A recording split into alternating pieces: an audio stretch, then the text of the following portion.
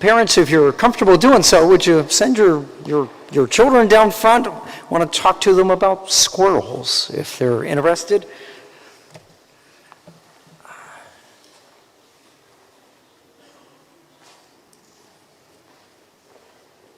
Hey, nice hat. Hey, everybody. So I was thinking what it would be like to be a squirrel. I know that sounds weird, but as I walk to the office most days, there's 4 or 5 squirrels that sort of hang out right along the sidewalk there. And I noticed that they basically only do 2 things. When I get kind of close to them, of course, they get kind of scared and they run. They run up a tree. You watch squirrels, they get behind the tree because they don't want you to see them.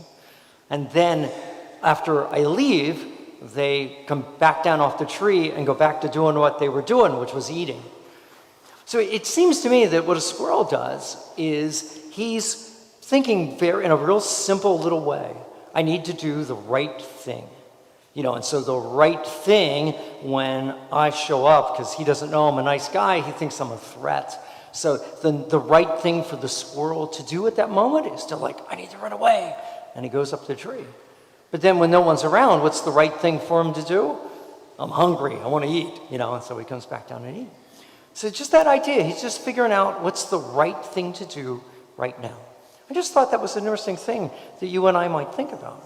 I don't know, you're at home and things are going on and maybe your parents ask you to do something. And so they ask you to do something, but of course you're already doing something. But you might say to yourself, well, what's the right thing to do right now? Should I keep doing what I'm doing, or should I do what my parents asked me to do?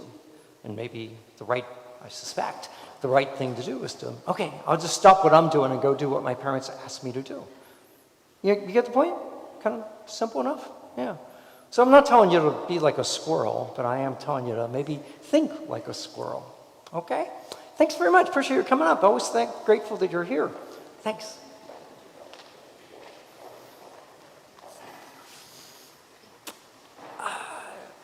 It was interesting. I'm looking at these stories of Mary. Mary goes to, Mary is visited by the angel Gabriel. And some people think that Mary has all this extra knowledge in her head, that she knows, has some access to lots more that's going on. I don't actually agree with that. I prefer to stick to the biblical accounts. And so Gabriel shows up and he doesn't tell her very much. And I think that's all she knows. And in that moment, Mary is like, okay, what's the best thing to do right now? What's the right thing to do? And of course, anytime the Lord asks you to do anything, the right thing is yes. And she does it. And then the story you heard this morning, the timing's not entirely clear, but it would appear that very soon after the angel leaves her, she's, of course, I'm sure trying to figure out, well, what should I do? And she decides, I should go visit Elizabeth. Now, I would think there's 2 possibilities for why she thought that was a good idea. Maybe a combination of both is accurate. The first is that she's thinking that Elizabeth, being an older woman, might be able to help her sort of make sense of the visit of Gabriel. In other words, maybe they have a relationship already established and she would value her advice. And the other thing, of course, remember Gabriel tells her that Elizabeth is pregnant, 6 months pregnant. And so it's also entirely possible that she's going to visit Elizabeth to find out this story. Wow, did an angel visit you? What's going on? Or maybe just to be helpful. You get 6 months into pregnancy, you probably could use some help. So I just think it's all those kind of combinations. But Mary, in that moment, well, the thing I need to do next is I need to go visit Elizabeth. I just wonder if that approach, so certainly a rather simple approach, which I think is why it was on my mind this week. You'll recall our Advent theme is simple. It's kind of a simple approach to life. Matt Kelly, some of you know him, he's an author and speaker. When he talks to teenagers, he first brought it up in his confirmation program. He uses this phrase with the teens, do the next right thing. That's all you need to do. Do the next right thing. And he suggests to them, sometimes they get into these kind of dilemmas of, what's the right thing to do, and he says sometimes what you'll do is you'll just make the whole thing way too complicated. Well, yes, if I tell the truth now, but, that might lead to this, which leads to this, which leads to this. And his advice to the teens was, don't worry about all the rest of that stuff. Just do the next right thing, tell the truth, and let the rest of it go. It'll all work out. I just wondered if that's not really good advice to us. That you and I might take a lesson from Mary here, because I think that's what Mary's doing. I think all through this story, she's just trying to do, well, what's the next right thing? Even after Jesus is born, 8 days later, the presentation in the temple, why did she do that? It's the next right thing to do. She doesn't, I don't think, know much about, that Simeon and Anna and all those people are going to show up and talk about the baby. She's just doing what she's told to do.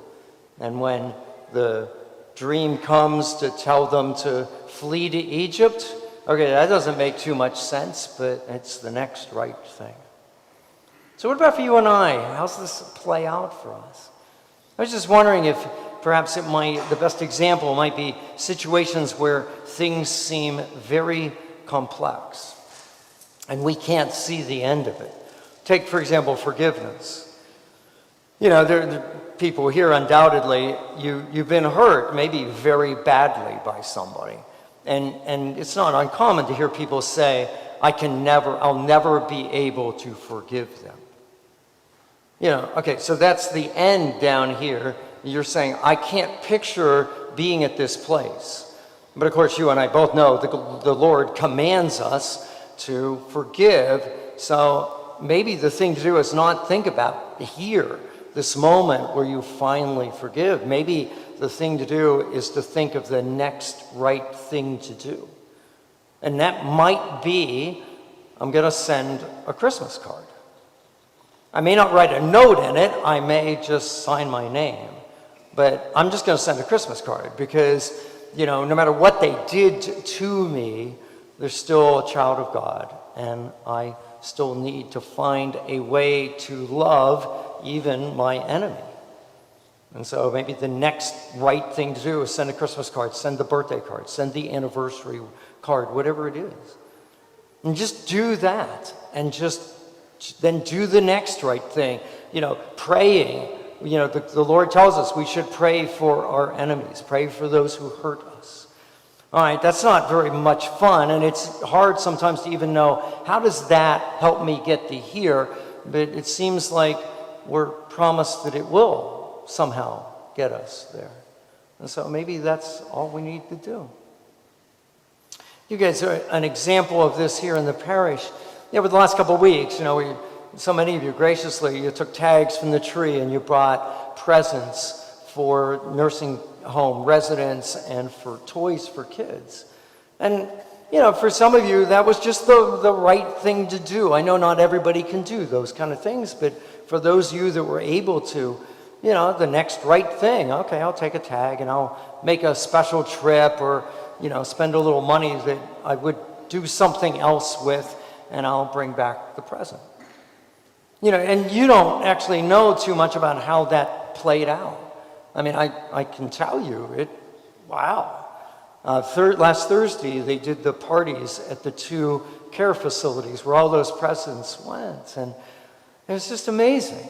All these people, they come in and, they're passing, we're singing Christmas songs and they're passing out all these presents, and people's eyes are lighting up, because what's in the package or packages are things they needed and wanted. And more than one person called me over, was like, what church are you guys from? which is just such a wonderful thing, because then they've connected that kindness to God. And it's just this remarkable moment. And all you did was the next right thing. You didn't realize that, like, wow, I might have really made a huge difference in someone's life this month over Christmas. For those of you that bought toys, you don't get to see it. We took some pictures. I don't think the pictures are going to do it justice. But in the parish hall right now, the whole left side of that hall is table after table after table of all the toys that were brought in. It's just a remarkable. I mean, we look better than the average department store right now. It's just wonderful. And again, you're not going to see this afternoon. You're not going to see the people that stop by and pick them up, and you're not going to hear their voices of gratitude, but you just did the next right thing. I think there's a lot of examples of this. Habits, whether it's a habit you want to start or a habit you want to break. Again, sometimes you just get caught up in, I'll never do this. I'll never be able to get to the point where I'm reading my Bible every day. I'll never get to the point where I'm not doing whatever it is I don't want to do every day. Well, maybe that's not where to focus. Maybe you just need to focus on today. You haven't read your Bible and the whole thing intimidates you, and you're like, well, I'll never be able to read the Bible. Why don't you just read a little bit of the Bible today? Just do the next right thing and then figure out where it takes you. Maybe you'll do it another day, and after a while, over time, who knows where you end up. I encourage you to give it some thought as I was reflecting on this week, and just application after application showed up in my life. Just where I just needed to not get so caught up in everything, but just let me get caught up in this next thing. And that is what is going to lead me along. You remember, most of what's in the Bible, Jesus just asked us to trust. We don't have to see the whole thing, just trust. Just do what we're asked to do and let it work out. And, just the parties at the Care Center this week is just ample proof that if we do the next right thing, it will work out.